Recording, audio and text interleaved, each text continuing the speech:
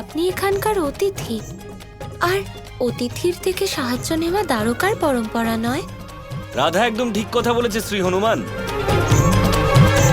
আপনি হলেন এখানকার অতিথি, আপনি এসব করবেন না। দিন এসব আমাকে দিন, আমি রাধার দাদা, আমি ওকে সাহায্য করতে পারবো। না,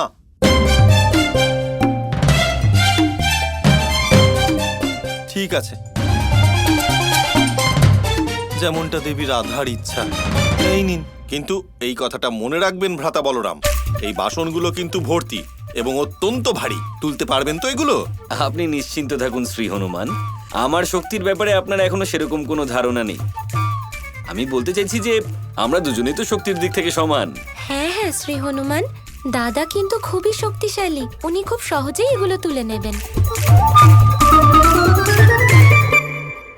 দিন শ্রী হনুমান দিন, আপনি হলেন এখানকার অতিথি, তাই আপনি আমাদের আপ্যায়নের, আমাদের সেবার, আমাদের আতিথ্যের আনন্দ উপভোগ করুন।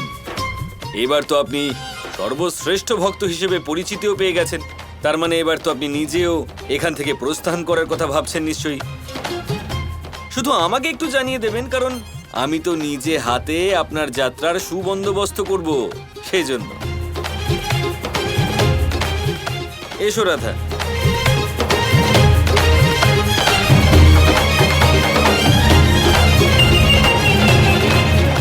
বলরাম দাদাকে দেখে তো আমার একদম ভ্রাতা লক্ষণের কথা মনে পড়ে। সেই একই রকমের রাগ করেন, সেই একই রকম আমার উপর কটাক্ষ করেন। আর এই কথা আমার ভালোভাবেই মনে আছে যে শুরুর দিকে তো ভ্রাতা লক্ষণ কথায় কথায় আমাকে নিয়ে ব্যঙ্গ করতেন।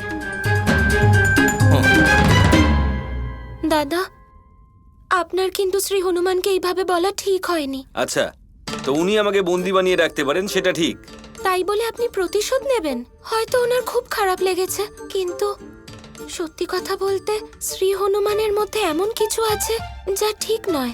একটু আগে আমি রান্নাঘরে ছিলাম আর উনি আমার সামনে দাঁড়িয়েছিলেন, কি জানি কি সব নামে আমায় ডাকছিলেন। কখনো মাতা সীতা বলছিলেন, কখনো মাতা বৈদেহী বলছিলেন। কি হচ্ছে এসব? তুমি হনুমানের কথায় বেশি মাথা ঘামিও না রাধা, ও একজন বানর মাত্র, অনেক কিছুই বলতে পারে। আমাদের এই মুহূর্তে আমাদের কাজের দিকেই মন দেওয়া উচিত। শ্রী হনুমানের কি যে হয়েছে? আমি তো রাধা, এই সব তো আমার নাম নয়। এসো চলো যাই।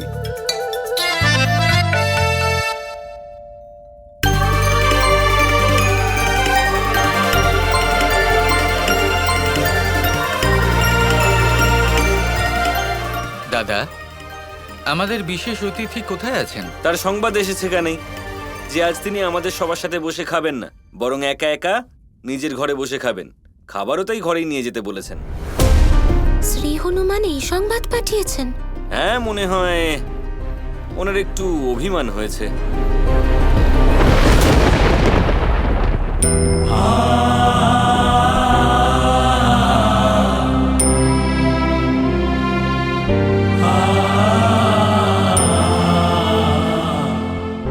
প্রভু, আপনি? না না হনুমান, বসে পড়ো।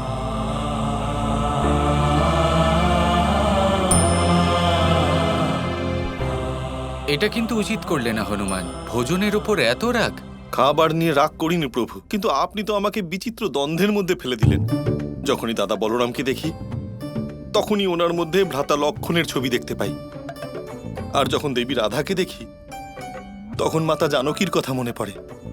কিন্তু দ্বন্দ্ব হলো এটাই যে যখনই আমি ওনাদেরকে ওনাদের বাস্তবিক নামে ডাকি তখন তো কেউ উত্তরই দিতে চান না। এমন কি কোনো পথ নেই যাতে ওনারা ওনাদের আসল পরিচয় সম্পর্কে অবগত হন?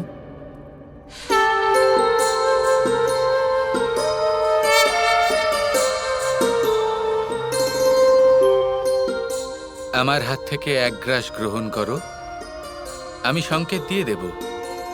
প্রভু, আপনি আপনার এই ভক্তকে নিজের হাতে খাবার খাওয়াবেন? এটা তো আমার সৌভাগ্যের বিষয়। আমি ধন্য হয়ে গেলাম প্রভু।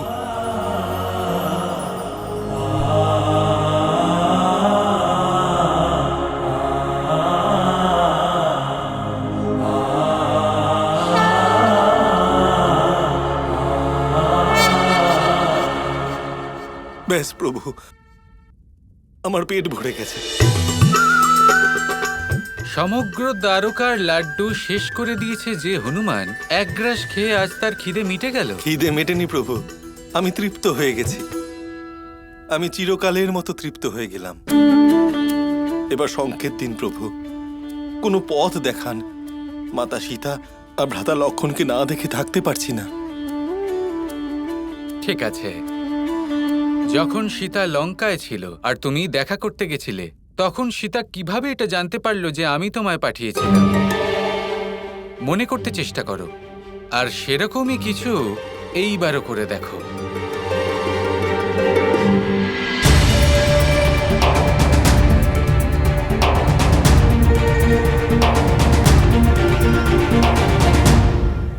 মনে তো হচ্ছে ইনিই সীতা মাতা। সমগ্র লঙ্কাতে ওনার মতো তেজস্বী আর কেউ নেই, কিন্তু তা সত্ত্বেও এখানে এই বনে একান্তে বসে যোগিনী বেশে কেঁদে চলেছেন। আপনি কবে আসবেন শ্রীরাম? আমার বিশ্বাস আপনি আমায় নিতে অবশ্যই আসবেন, কিন্তু কোনো সংবাদ নেই। আপনার স্মৃতি ছাড়া আমার আর কোনো সম্বলও নেই। আর ওই দুষ্ট রাবণ আমায় বিয়ে করার জন্য বাধ্য করছে। আর যাই হয়ে যাক, আমি নিজের প্রাণ দিয়ে দেব, কিন্তু এমন হতে দেব না। না না না না, এরকম কিছু করার প্রয়োজন পড়বে না মাতা। আমি কি করি? মাতাকে গিয়ে আমায় আশ্বাস দিতে হবে। ওনাকে বলতে হবে যে প্রভু শ্রীরাম এখানে এসে গেছেন এবং ওনাকে নিতে খুব তাড়াতাড়ি এখানে আসবেন।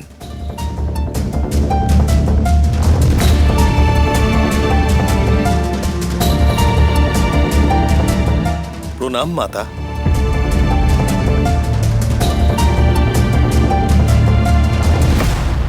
আপনি কে? আমি হলাম প্রভু শ্রীরামের ভক্ত হনুমান। কি করে বিশ্বাস করি? কোনো অসুরও তো হতে পারো। এটা ওই রাবণের কোনো চাল তো হতে পারে। নিশ্চয়ই হতে পারে মাতা। এই জন্য প্রভু শ্রীরাম আপনাকে বিশ্বাস করানোর জন্য এটা পাঠিয়েছেন আপনার জন্য।